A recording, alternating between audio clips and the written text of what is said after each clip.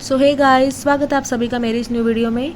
आज हम सब 11 to 15 क्वेश्चंस करेंगे जो कि हमारी प्लेलिस्ट की थर्ड वीडियो बनेगी सीरीज ऑफ 41 क्वेश्चंस की, जो कि PYQs हैं हार्टोन के एग्जामिनेशन में। ठीक है, so let's start. What are the advantages and disadvantages of digital banking. Digital banking means कि हमने जो भी बैंकिंग की सुविधाएं लेनी होती हैं या हम बैंकिंग की ट्रांजैक्शंस करते हैं थ्रू इलेक्ट्रॉनिक या फिर डिजिटल। ठीक है, तो उसमें एडवांटेजेस और डिसएडवांटेजेस क्या हैं, क्या कमियां और क्या अच्छाइयां हैं, उनके बारे में डिस्कस करते हैं। सबसे पहले हम एडवांटेजेस की बात करते हैं। एडवांटेजेस मीन्स कि उसकी क्या अच्छाइयाँ होंगी। सबसे पहले तो है कि जो बैंकिंग फैसिलिटीज़ होती हैं वो 24/7 अवेलेबल रहती हैं। जैसे कि हमें अगर कभी भी किसी भी ट्रांजैक्शन को करना है, हमें किसी की पेमेंट देनी है, किसी से पेमेंट रिसिप्ट करनी है, तो हमें इस चीज़ की दिक्कत नहीं होगी कि अभी बैंक बंद है, बैंक की छुट्टी है, कोई गवर्नमेंट हॉलीडे है, सैटरडे है। ठीक है, इस चीज़ की कोई भी दिक्कत नहीं होगी। हमें कोई भी ट्रांजैक्शन करनी है तो हम इजीली अपने फ़ोन से कर सकते हैं। तो 24/7 इसकी अवेलेबिलिटी रहती है। सेकंड पॉइंट है पेपरलेस बैंकिंग, यानी कि हम जब भी कोई ट्रांजैक्शन करते हैं तो हमें कोई पेपर या वाउचर्स को भरने की ज़रूरत नहीं है। हम इसमें ऑनलाइन ट्रांजैक्शंस कर सकते हैं।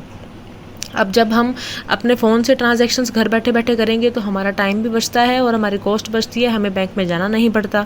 ठीक है, enable setup of automatic payments for regular utility bills. जैसे कि कोई इलेक्ट्रिसिटी चार्जेस होंगे, अगर आप एक टाइम पे इलेक्ट्रिसिटी चार्जेस की पेमेंट करते हो तब नीचे एक ऑप्शन भी आता है, हमारे पास एक कमांड आती है जिसमें कि लिखा होता है कि ऑटोमेटिकली सेट द बिल्स, यानी कि नेक्स्ट टाइम जब भी आपका कोई बिल आएगा तो आप उसको ऑटोमेटिकली पे कर सकते हो अपने अकाउंट से, वो पैसे अपने आप कट जाते हैं। ठीक है, तो हमारे पास ये भी ऑप्शन होते हैं ताकि हम कोई भी हमें कोई टाइम ना लगाना पड़े हमारी पेमेंट्स को करने के लिए। ऑटोमेटिकली हमारी जो पेमेंट्स जो ड्यू होती हैं वो अपने आप ही पे हो जाती हैं। Online payments for online shopping, यानी कि हमने कोई भी ऑनलाइन शॉपिंग करनी है तो हमें उसकी पेमेंट्स करनी है, चाहे हम कैश ऑन डिलीवरी करना चाहें या फिर हम एट अ टाइम पेमेंट करना चाहें, हम वो भी कर सकते हैं। Banking services to remote areas, it means कि ऐसे कोई भी एरियाज़ या ऐसे कोई रूरल एरियाज़ जहाँ पर जो बैंकिंग फैसिलिटीज़ हैं वो अवेलेबल नहीं है, जहाँ पे ATM नहीं है, जहाँ पे कोई बैंक नहीं है, फिर भी वहाँ के लोग अच्छे से अपने ट्रांजेक्शन को कर सकते हैं through mobile phones and through internet. ठीक है, तो ये इसकी फैसिलिटीज़ हैं या फिर इसकी एडवांटेजेस हैं किसकी, डिजिटल बैंकिंग की। यानी कि बैंकिंग अगर डिजिटल होगी तो उससे हमें इन फ़ायदों का इन चीज़ों का फ़ायदा हो जाता है। ठीक है, फिर उसके बाद डिसएडवांटेजेस मीन्स कि इसकी कुछ कमियां भी होंगी। कमियां क्या हैं? सबसे पहले टेक्नोलॉजिकल इश्यूज़। टेक्नोलॉजिकल मीन्स कि कई बार साइट नहीं चल रही, या फिर हमारी जो साइट है या फिर हमारा फ़ोन पे, गूगल पे या किसी भी ID का, ठीक है, UPI का कुछ इशू रहता है तो वो टेक्नोलॉजिकल इशू में आएगा। सिक्योरिटी इशू क्या है? देखो कि आजकल फ्रॉड बहुत ज़्यादा बढ़ गया है। सिंपल एक मैसेजेस भी आते हैं कि कोई किसी भी टेक्स्ट मैसेज को या किसी भी लिंक को ओपन ना करें, आपका सारा बैंक अकाउंट है वो उड़ जाएगा, है ना। तो इस तरह से जो वार्निंग्स आती हैं तो इससे हमारे अंदर एक थ्रेट बना रहता है, एक डर बना रहता है कि कहीं हम जो इस सुविधा का यूज़ कर रहे हैं, ठीक है, हम इस फैसिलिटी का जो डिजिटल बैंकिंग है उसका यूज़ कर रहे हैं तो इससे हमारे बैंक से पैसे ना चले जाएं, है ना। तो सिक्योरिटी का इशू इसमें बहुत ज़्यादा रहता है। कॉम्प्लेक्स जो ट्रांजैक्शंस होती हैं वो इसमें इनएफिशिएंट हैं। कॉम्प्लेक्स मीन्स कि कुछ मुश्किल ट्रांजैक्शंस हों कि हमें डॉलर से अपने रुपीज़ में कन्वर्ट करवाना है, हमें कोई FDs करवानी है, इंश्योरेंसेस लेने हैं, तो उन ट्रांजैक्शंस को करने के लिए हमें बैंक में जाना ही पड़ता है। ठीक है, अब पर्सनल बैंकर से हमें कोई रिलेशनशिप नहीं होती। जैसे कि अगर हमने किसी भी ट्रांजैक्शन को करना है तो हम अब मान लो कि हम लोन लेना चाहते हैं लेकिन हम कभी बैंक ही नहीं गए हैं, तो फिर बैंक वालों को कैसे पता लगेगा कि ये पर्सन ट्रस्टी है या नहीं है, इस पर्सन को हमने पहले देखा है कि नहीं, ये पर्सन लोन की पेमेंट करेगा कि नहीं। अगर हम बैंक में नॉर्मल जाते रहें तो हमारी जानकारी उससे बन जाती है ना, लेकिन अगर हम कभी बैंक में गए ही नहीं है तो फिर वो हमें एक साथ ही एकदम से लोन कैसे दे देगा। ठीक है, तो ये भी कुछ प्रॉब्लम्स होती हैं जब हम डिजिटल बैंकिंग को यूज़ करते हैं। ठीक है, so now come to our next question. 12th question है, what is pivot table. Pivot table क्या होता है और इसके क्या पर्पसेस होते हैं। पाइवट टेबल मीन्स, जैसे देखो पाइवट टेबल बनता तो एक्सेल में ही है, ठीक है, तो पाइवट टेबल का मीनिंग बताना है और ये क्यों बनाया जाता है वो बताना है। पाइवट टेबल हमारे डाटा की समरी होती है। ठीक है, कि एक्सेल में तो हम बहुत लार्ज अमाउंट में डाटा लिखते हैं तो उस डाटा को कंट्रोल करना बहुत मुश्किल हो जाता है कि हम इतना बड़ा डाटा कंट्रोल कैसे करेंगे। तो उसकी एक समरी बनाना ही पाइवट टेबल होता है, जिसमें कि चार्ट्स होते हैं, ठीक है, रिपोर्ट्स होती हैं और ट्रेंड्स होते हैं हमारे इन्फॉर्मेशन के बेस पे। हमने जो भी इन्फॉर्मेशन या डाटा हमारा रिकॉर्ड किया है हमारे एक्सेल में तो उसका एक समरी बना के ये हमें दे देता है। Pivot tables are particularly useful if you need to track the same and easily compare to one another. It means कि हम जब पाइवट टेबल बनाते हैं तो एक समरी बनकर आ जाती है जो हम किसी और डाटा के साथ भी इजीली कंपेयर कर सकते हैं। ठीक है, तो ये भी हमारे इसलिए हेल्पफुल होता है। The purpose of pivot table is to offer. अब देखो पर्पज़ की बात करते हैं कि क्या पर्पज़ होता है पाइवट टेबल का। पर्पज़ ये है कि पाइवट टेबल है वो यूज़र फ्रेंडली यानी कि ईजी है बनाना। ठीक है, इससे हम लार्ज अमाउंट ऑफ डाटा को इजीली समराइज़ कर सकते हैं, इससे हम इजीली समझ सकते हैं, खुद भी समझ सकते हैं, किसी को समझा भी सकते हैं, डिस्प्ले भी कर सकते हैं और जो न्यूमेरिकल डाटा होगा उसको इजीली एनालाइज भी कर सकते हैं। ठीक है, तो ये पाइवट टेबल होता है जो मोस्टली यूज़ किया जाता है बिजनेसेस में जब हम कोई भी एक्सेल का काम करते हैं। Then come to our next question, explain about slides. Slide क्या होता है? स्लाइड मीन्स जब हम प्रेजेंटेशन में कोई भी पावर पॉइंट प्रेजेंटेशन में कोई भी हम पीपीटी बनाते हैं, ठीक है, तो वो स्लाइड होता है। स्लाइड क्या होता है? Presentation software such as PowerPoint generate a series of slides. अब जब हम पावर पॉइंट में काम करते हैं तो उसमें बहुत सारी स्लाइड्स होती हैं जिनकी एक सीरीज़ होती है। ठीक है, तो हम अगर सिंगल स्लाइड की बात करें तो स्लाइड एक सिंगल स्क्रीन होती है किसी भी प्रेजेंटेशन की। हर एक प्रेजेंटेशन में बहुत सारी स्लाइड्स होती हैं। ए सिंगल स्लाइड क्या रिप्रेजेंट करती है? जो भी एक स्लाइड होगी वो रिप्रेजेंट करेगी हमारे एक सिंगल पेज को। ठीक है, तो स्लाइड क्यों हम बनाते हैं, क्या काम होता है इसका? ताकि ये जो यूज़र होता है या जो ऑडियंस होती है उसकी अटेंशन को ये मेंटेन करे, उसकी अटेंशन को एंगेज करे। ठीक है, हमारी प्रेजेंटेशन चलती है तो उसमें हम एनिमेशंस लगाते हैं, ट्रांजिशंस लगाते हैं, इफेक्ट लगाते हैं, जिससे कि हमारी जो प्रेजेंटेशन होती है वो और अट्रैक्टिव लगती है as compare to word document. Word के डॉक्यूमेंट से ज़्यादा हमारा जो पावर पॉइंट डॉक्यूमेंट होगा या पावर पॉइंट प्रेजेंटेशन होगी वो ज़्यादा अट्रैक्टिव लगती है, इसीलिए इसको यूज़ किया जाता है। अब हम करते हैं कुछ शॉर्टकट कीज़, जैसे कि अगर हमें कोई भी न्यू स्लाइड लेनी हो किसी भी प्रेजेंटेशन में, जैसे कि हमने कोई प्रेजेंटेशन ओपन की हुई है बट मुझे उसमें एक स्लाइड चाहिए सिर्फ, तो स्लाइड लेने के लिए हम कंट्रोल एम करते हैं, तो ये इसकी शॉर्टकट की है न्यू स्लाइड लेने के लिए कंट्रोल एम। अगर हमें कोई न्यू प्रेजेंटेशन ही चाहिए हो तो उसके लिए हम करते हैं कंट्रोल एन। ठीक है, come to next question, 14th question, what are the advantages and disadvantages of MS Excel. अब देखो ये सिंपल सा क्वेश्चन है बट ये आता है एग्जाम में, काफ़ी बार आया हुआ है। तो क्या एडवांटेजेस और डिसएडवांटेजेस होते हैं एमएस एक्सेल के? एमएस एक्सेल में कुछ एडवांटेजेस, देखो एडवांटेजेस तो बहुत होंगे ना, हमारा पूरा का पूरा डाटा ही हम इसमें इजीली रिकॉर्ड कर सकते हैं। ठीक है, तो कुछ एडवांटेजेस बढ़ते हैं। Efficient data storage, it means कि जो हमारा डाटा होगा हम उसको ईजिली स्टोर कर सकते हैं ना। कैलकुलेशन ईजी हो जाती है, हमारी जो कैलकुलेशन होगी by just using a formula use करने के बाद हमें कुछ मैनुअली नहीं करना, हम अपने डाटा को इजीली कैलकुलेट कर सकते हैं। इसमें फिर पाइवट टेबल बनती है। पाइवट टेबल हमने अभी पढ़ा था। पाइवट टेबल में क्या होता है कि हमारा जो बहुत बड़ी अमाउंट का डाटा होगा वो इजीली समराइज हो जाएगा।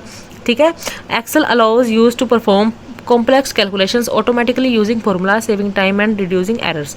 यानी कि जो एक्सेल होता है वो हमें इस तरह से भी हेल्प करता है कि हम बाय यूजिंग अ फार्मूला, हमने सिर्फ एक फार्मूला यूज़ किया है, वो हमारी बहुत ही मुश्किल कैलकुलेशंस को सॉल्व करने में यूज़ होगा। ठीक है, तो उससे क्या होगा कि हमारे जो एरर्स होंगे वो भी कम आएंगे। एरर्स मीन्स की जो हमारी गलतियाँ होंगी वो भी रिड्यूस हो जाएंगी। फिर नेक्स्ट पॉइंट है हमारा स्टैटिस्टिकल एनालिसिस। इसका मीनिंग क्या होता है कि हम कोई बार चार्ट बनाते हैं, कोई बार ग्राफ बनाते हैं, कोई भी हम कोई न्यूमेरिकल डाटा थ्रू चार्ट्स बनाते हैं जिसमें कि हमें कोई स्टैटिस्टिकल डाटा चाहिए हो, हमें किसी भी तरह से किसी भी चीज़ को सॉल्व करना हो, तो उसके लिए भी जो एक्सेल होता है वो बहुत ज़रूरी होता है। ठीक है, फिर उसके कुछ डिसएडवांटेजेस भी हैं। सबसे पहली बात तो यह है कि अगर जिसको ये यूज़ ही नहीं करना आता तो उसके लिए तो ये बना ही नहीं है। ठीक है, तो हमें अगर इसका अच्छे से यूज़ करना आएगा तभी हम इसमें काम कर पाएंगे। इसकी लिमिटेशन क्या है कि हमें बहुत बड़ा डाटा इसमें स्टोर करना होता है और कुछ मुश्किल कैलकुलेशंस को स्टोर करना इसमें मुश्किल हो जाता है। ठीक है, जो कॉम्प्लेक्स कैलकुलेशंस होती हैं वो करनी मुश्किल हो जाती हैं। डाटा इंटीग्रेटेड रिस्क, इसका मीनिंग क्या हुआ कि देखो इसमें ये नहीं है कि हम कोई भी, अगर हम किसी भी चीज़ की एंट्री करेंगे तो वो अपने आप ही उसमें चढ़ जाएगी। हमने जो एंट्री करनी है हमें मैनुअली ही करनी पड़ेगी। ठीक है, हम उस एंट्री को मैनुअल करेंगे, यानी कि हमें एक एक एंट्री को उसमें रिकॉर्ड करना पड़ेगा। एक एक एंट्री रिकॉर्ड करेंगे और अगर हम मान लो थक जाते हैं तो हम किसी और को भी बोलते हैं ना कि आप हमारा काम कर दो। अगर वो भी पर्सन हमारा काम करता है तो ऐसा कई बार चांस हो जाता है कि जब हम मल्टी यूज़र्स होते हैं ना एक ही शीट पर, तो उसमें कोई ना कोई हमारे किसी भी डाटा को रिकॉर्ड करने के लिए कुछ ना कुछ एंट्री को भूल जाता है, जिसमें कि हम ओमिशंस एरर कहते हैं। ठीक है, एरर एंड ओमिशन हो जाता है, यानी कि वो किसी डाटा को रिकॉर्ड करना भूल गया, तो उससे क्या होगा कि जो हमारा डाटा होगा वो अपने आप ही गलत आ जाएगा। यानी कि ये ऐसे तो है नहीं कि एक्सेल खुद अपनी इंटेलिजेंस से सही कर देगा। हमने जो डाटा भरा है उसी के अकॉर्डिंग ही वो रिजल्ट निकालेगा, जिस वजह से जो हमारा डाटा होगा उसकी क्वालिटी बैड हो जाती है। ठीक है, स्लो परफॉर्मेंस, यानी कि अगर आप कभी भी स्पीडली अपना काम करते हो एक्सेल में तो एकदम से, अगर आप कॉम्प्लेक्स फार्मूलाज का यूज़ कर रहे हो तो एक्सेल एकदम से वर्क करना बंद कर देता है। ठीक है, तो उसमें दो तरह के ऑप्शंस आते हैं कि या तो आप उस विंडो को बंद कर दो या फिर जैसे कि आता है ना कई बार ऑप्शन क्लोज द प्रोग्राम, यानी कि आप उस विंडो को या तो बंद कर दो या फिर उसमें वेट करो, ठीक है। तो इस तरह से वो जो डाटा होता है एक्सेल का वो अनरिस्पॉन्सिव हो जाता है, ठीक है। सबसे बड़ी डिसएडवांटेज इसकी ये है कि वन यूज़र एट ए वन टाइम, जैसे कि मान लो कोई आईडीज़ होती हैं या टैली में जब हम आईडी का यूज़ करते हैं, लाइसेंस का यूज़ करते हैं, तो उसमें हम कितने भी यूज़र्स अपने साथ में अलग अलग पीसी पे काम कर सकते हैं, ठीक है। तो एक ही बर्डन एक बंदे पर नहीं रहता, ठीक है। लेकिन जो एक्सेल होता है उसमें सारा का सारा बर्डन एक ही बंदे पर रहता है, एक ही पर्सन पर रहता है। क्यों? क्योंकि एक्सेल में हम कहीं पर और लॉगिन नहीं कर सकते, या फिर दो लोग अलग अलग पीसी पर एक ही एक्सेल में काम नहीं कर सकते, सभी को अपना काम अलग अलग करना पड़ेगा। तो इसलिए भी जो एक्सेल होता है उसमें वन यूज़र करके भी उसकी सबसे बड़ी लिमिटेशन ही बन जाती है। Now come to our next question, benefits of investing in stock market. देखो सबसे इजी और सबसे अच्छा क्वेश्चन है ये, हर बार एग्जाम में आता है। स्टॉक मार्केट, फाइनेंशियल मार्केट या फिर मनी मार्केट, कैपिटल मार्केट, ये क्वेश्चंस जरूर आते हैं। तो स्टॉक मार्केट क्या होता है? ऐसी मार्केट होती है जिसमें कि शेयर्स का ट्रांसफ़र किया जाता है, शेयर खरीदे जाते हैं, शेयर बेचे जाते हैं, पैसे का आदान प्रदान किया जाता है, ठीक है। पैसे को खरीदा या बेचा जाता है तो उसको हम शेयर मार्केट या स्टॉक मार्केट बोलते हैं। अब इसमें अगर हम इन्वेस्ट करते हैं तो इसके क्या फ़ायदे होंगे? फॉर एग्जाम्पल कि किसी पर्सन को पैसे लगाने हैं, ठीक है, और एक पर्सन है ऐसा कि जिसको पैसे चाहिए, तो वो क्या करते हैं, वो दोनों आपस में मिल नहीं सकते ना एकदम से, वो एक दूसरे को अगर जानते ही नहीं है तो आपस में वो कैसे मिलेंगे? तो वो क्या करते हैं, उस मार्केट से कॉन्टैक्ट करते हैं जहाँ पर एक पर्सन को पैसा मिल सकता है और जहाँ पर एक पर्सन को पैसा अच्छे से लगाना है ताकि उसको अच्छी रिटर्न आ सके, ठीक है। तो वो मार्केट जहाँ पर उन दोनों लोगों को मिलवाया जाता है, जिसको पैसा चाहिए और जिसको पैसा लगाना है, by only gaining a commission, ठीक है। उनकी सिर्फ एक कमीशन होती है मार्केट वालों की, तो वो क्या करते हैं, दो लोगों को आपस में मिलवाते हैं, ठीक है। तो कोई भी एक ऐसा कॉन्ट्रैक्ट होता है जहाँ पर जो दो पर्सन्स होते हैं वो आपस में मिलते हैं, तो उसको हम स्टॉक मार्केट बोलते हैं। तो इसमें इन्वेस्ट करने के क्या फ़ायदे होंगे? सबसे पहली बात तो high returns then cash investment. देखो अगर कोई भी पर्सन किसी को लोन देता है, लोन देने से उसकी एक तो अमाउंट फिक्स होती है कि हमें इतने % पे ही ब्याज मिलेगी, चाहे तुम प्रॉफिट कमाओ चाहे ना कमाओ, ठीक है। तो हमारे पास एक अल्टरनेट ऑप्शन नहीं होता कि कंपनी ने अगर ज़्यादा प्रॉफिट कमाया इन केस तो हमें ज़्यादा हिस्सा मिलेगा, ऐसा कुछ हम नहीं सोच सकते इन केस ऑफ डेट, ठीक है। अगर हम कभी लोन देते हैं या लोन लेते हैं, लेकिन अगर हम कैश इन्वेस्टमेंट की बजाय अगर हम शेयर्स खरीदते हैं तो शेयर्स रिस्की होते हैं, क्योंकि मार्केट का जो ट्रेंड है वो कभी भी चेंज हो सकता है, ठीक है। मार्केट का ट्रेंड चेंज होगा तो हम क्या, अगर हम मान लो जितना ज़्यादा पैसा देंगे कंपनी को तो कंपनी के पास उतने चांसेस होंगे कि कंपनी ग्रो कर सकती है। कंपनी अगर ग्रो करेगी तो कंपनी को प्रॉफिट ज़्यादा होगा, तो जितना ज़्यादा प्रॉफिट होगा तो उतना ज़्यादा ही हमें अपने पैसों का, जो भी हमने रुपये लगाए हुए हैं, जितना भी हमने इन्वेस्ट किया हुआ है, उतना ही हमें इंटरेस्ट ज़्यादा मिलेगा, हमें डिविडेंड ज़्यादा मिलेगा, ठीक है। जो प्रॉफिट का हिस्सा होता है, लाभांश, वो हमें ज़्यादा मिलेगा। तो इसलिए हम स्टॉक मार्केट में ज़्यादा एक्सपेक्ट कर सकते हैं कि हमारी जो इनकम होगी वो ज़्यादा होगी। Share price appreciation, it means कि मान लो आज मैंने एक कंपनी में पैसा लगाया और उस कंपनी का प्रॉफिट है वो अच्छा खासा हो रहा है, ठीक है। अब उस कंपनी का प्रॉफिट अच्छा खासा होने की वजह से वो कंपनी मुझे ज़्यादा रिटर्न देती है। अब मैं भी तो 4 लोगों को आगे जाके बताऊंगा ना कि मुझे ज़्यादा प्रॉफिट मिल रहा है उस कंपनी से, तो आप भी उसी कंपनी में इन्वेस्ट करो। तो मेरी बात सुन के जो बाकी लोग भी इन्वेस्ट करेंगे तो कंपनी को ज़्यादा पैसा मिलेगा। अब कंपनी को ज़्यादा पैसा मिलेगा तो उसको 2 तरह के फ़ायदे हैं, एक तो उसकी डिमांड बढ़ेगी, एक वो प्रॉफिट कमाने के लिए उसको चांसेस ज़्यादा मिलेंगे, ठीक है। तो वो कंपनी ज़्यादा प्रॉफिट कमाएगी तो मार्केट में क्या बनता है, उसकी गुडविल अच्छी बनती है। जिस कंपनी की गुडविल अच्छी होती है तो उसके शेयर के प्राइसेस अपने आप ही बढ़ जाते हैं, ठीक है। डिविडेंड सबसे कॉमन टॉपिक है कि हमने जो शेयर्स में इन्वेस्ट किया है किस लिए किया है, ताकि हम प्रॉफिट कमा सकें। अब प्रॉफिट कैसे मिलता है हमें, कि अगर मैंने मान लो किसी भी कंपनी में पैसे लगाए हैं तो मैं पूरे साल तक उस कंपनी की वेट करूंगी कि वो कंपनी कितना प्रॉफिट कमाती है। जितना भी वो प्रॉफिट कमाती है तो उसका कुछ हिस्सा मुझे दिया जाता है जितने मैंने उस पर पैसे लगाए हुए हैं, ठीक है। तो उसको हम डिविडेंड बोलते हैं। डिवर्सिफिकेशन क्या होता है कि देखो ये नहीं है कि हम अपना जो रिस्क है उसको एक ही जगह पर लेकर चल रहे हैं, यानी कि हमने सारा पैसा एक ही जगह पे लगा दिया है या फिर हमारे पास कोई वैरायटी नहीं है। डिवर्सिफिकेशन मीन्स कि हमारे पास बहुत ही वैरायटी होती है, हम कहीं पे भी इन्वेस्ट कर सकते हैं, ठीक है। तो हमारे पास क्या होता है, जो रिस्क होता है वो बट जाता है, ठीक है। हम अलग अलग जगह पर उस रिस्क को ट्रांसफ़र कर देते हैं, कहीं से हमें प्रॉफिट हो जाता है, एक आधी जगह ऐसी भी हो सकती है जहाँ से लॉस हो पर वो मिटिगेट हो जाता है, हमें कोई उसकी टेंशन नहीं होती, क्योंकि हमें प्रॉफिट करने के लिए बहुत से सोर्सेज होते हैं जहाँ से हम अपने प्रॉफिट को कमा सकते हैं। ठीक है। तो लिक्विडिटी क्या होता है कि जैसे देखो किसी भी पर्सन को अगर पैसा लगाना है तो उसके पास क्या चांसेस होंगे कि या तो वो बैंक में एफडी करवा सकता है या फिर वो किसी को लोन दे सकता है। अब ऐसे ही किसी को लोन तो दिया नहीं जाता ना, उसमें तो रिस्क बहुत ज़्यादा होता है। तो अगर वो एफडी करवाएगा तो उसका जो पैसे होंगे वो 1 साल के लिए बंद जाएंगे कि उसको 1 साल के बाद ही अपनी पेमेंट है वो वापस मिल सकती है। अगर वो बीच में से एफडी तुड़वा के अपनी पेमेंट वापस भी लेता है तो उसको इंटरेस्ट छोड़ना पड़ेगा। ठीक है, तो ये केसेस होते हैं। बट जो स्टॉक मार्केट होती है उसमें ऐसा कोई केस नहीं है जिसमें कि हमें पैसे लगाने हैं और वो पैसे फंस जाएंगे। अगर आज पर्सन को पैसे लगाने हैं वो पैसे लगा सकता है, बट अगर उसको कुछ महीनों बाद या कुछ दिनों बाद अगर पैसे चाहिए वापस तो वो अपने पैसे विड्रॉ भी कर सकता है इजली। ठीक है, तो हमारे पैसे कहीं पे फंसे नहीं रहते, तरलता बनी रहती है, हमारे पैसे हमारे पास ही रहते हैं, तो इसको हम लिक्विडिटी कहते हैं।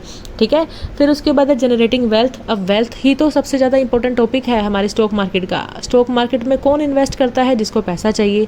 स्टॉक मार्केट में जो इन्वेस्ट करेगा, ठीक है, वो कंपनी को पैसा देगा, तो कंपनी क्या करती है, उसको आगे से रिटर्न में पैसा देती है। पैसे का कुछ हिस्सा, यानी कि जो प्रॉफिट कमाती है, प्रॉफिट का कुछ हिस्सा मिलता है उसको भी, इन्वेस्टर को भी, जिसने पैसा लगाया था। ठीक है, तो उससे क्या होता है, उसकी वेल्थ है वो जनरेट होती है। ठीक है, तो लॉन्ग टर्म की बात सोची जाए कि वो लंबे समय के लिए भी अगर इन्वेस्ट करता है तो भी, और अगर शॉर्ट टाइम के लिए इन्वेस्ट करता है तो भी, तो उसको पैसा तो मिलता है। ठीक है, उसको बेनिफिट होता है उससे, तो उससे उसकी वेल्थ भी जनरेट होती है। ठीक है, तो आज के लिए बस इतना ही, जिसमें आज हमने किए 11 to 15 क्वेश्चंस। तो नेक्स्ट वीडियो में हम 16 to 20 क्वेश्चंस करेंगे। ठीक है, तो स्टे ट्यून्ड। Bye guys.